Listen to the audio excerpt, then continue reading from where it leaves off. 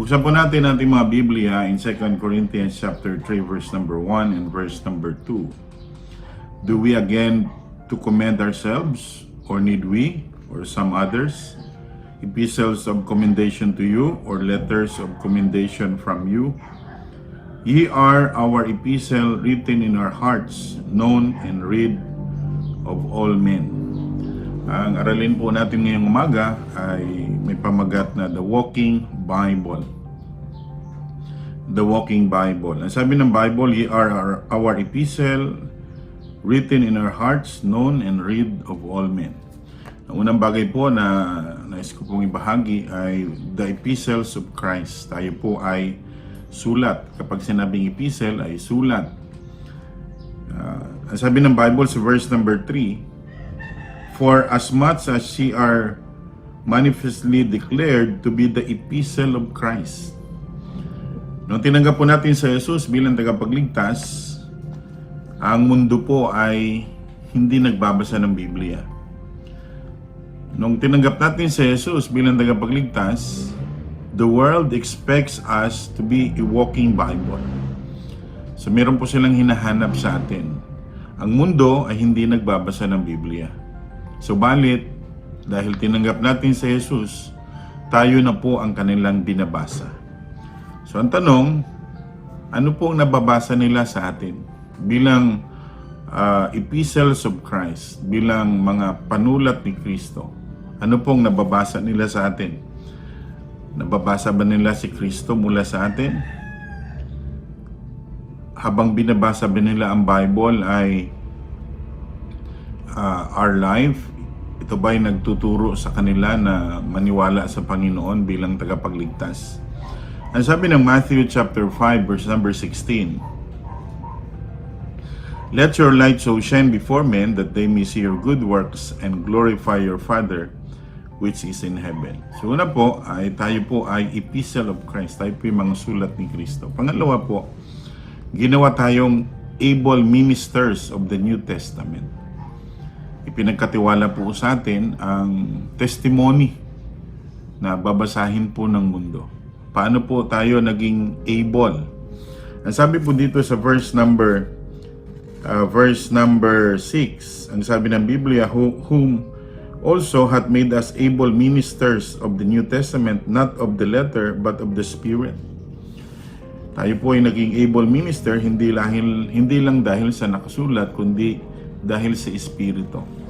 Nung tinanggap natin si Jesus, yun po yung nagbibigay sa atin ng kakayanan. Kaya po, ang buhay natin hindi ayon sa seremonya, ayon sa sulat, kundi ayon sa pagkilos ng Espiritu. Ang sabi ng Bible, the letter killeth, but the Spirit giveth life. Ang sulat, ang batas ay nakamamatay. Kaya nga, nung unang panahon po, sa Old Testament, kapag hindi mo sinunod ang batas, ang kamatayan ang kapalit po nito. Sapagkat ang katotohanan, ang sulat, nakamamatay, pero ang Espiritu ay buhay. Ito po yung nagbibigay ng buhay. Na paano tayo magkakaroon ng kakayanan na magbago dahil sa Espiritu Santo na meron po tayo. So once we read the Bible, binabasa natin, pinapakinggan natin, sa tuwinang tayo po ay nakikinig ng salita ng Diyos, hingin natin ang pagkilos ng banal na Espiritu. We are able ministers, hindi dahil may alam tayo sa Bible. Maganda po, mahalaga na nagbabasa po tayo ng Biblia.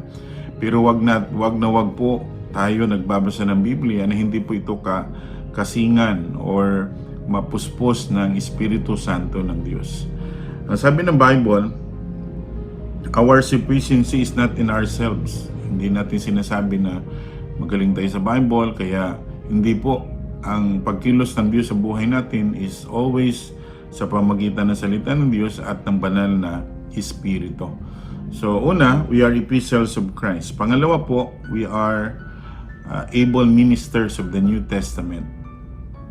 Pangatlo ay ang end result po nito ay maging Christ-like po tayo or Christ-likeness. No? Maging kamukha po tayo ni Kristo. Ang nababasa po sa buhay natin ay si Kristo. Ang sabi ng Biblia in verse number 9, 9, ang sabi ng Biblia, for if the ministration of condemnation be glory, much more that the ministration of righteousness exceed this glory. So yung kwento dito kung paano si Moses ay 40 days and 40 nights nandun siya sa mountain, kasama niya ang Panginoon, and pagbaba niya, hindi mabasa ang kanyang muka dahil sobrang liwanag at kailangan patakpan. At gayon ang naging larawan sa mga Hudyo, hindi nila nakita ang liwanag ni Moises, no? So, ngayon, ang sabi, kung maganda ngayong ayon sa batas, hindi kaya mas maganda itong kay Kristo. No? Sabi ng Biblia, verse number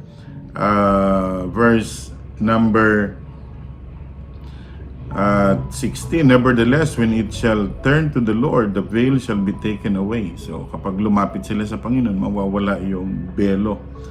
Now, verse 17, now the Lord is that Spirit. So, ang Diyos yung Espiritu, and where the Spirit of the Lord is, there is liberty. Merong kalayaan.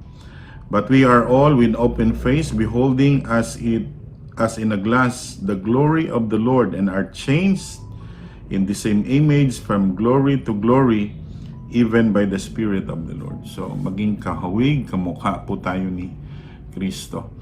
So, wag po natin kalimutan, tayo po ay walking Bible, binabasa po tayo. At nawa ang imahe ni Kristo, kung sino si Kristo, ay siya din po makita sa ating buhay. Manalangin po tayo. Dakilang Ama, salamat po sa panibagong araw na binigay niyo po sa amin.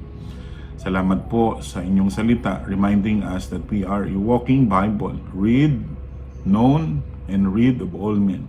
Dalangin po namin na sa tuwing nang babasahin nila kami, kayo po ang kanilang mababasa. Salamat namin sa pangalan ng aming Panginoong Hesus. Amen. Magandang araw po sa inyong lahat.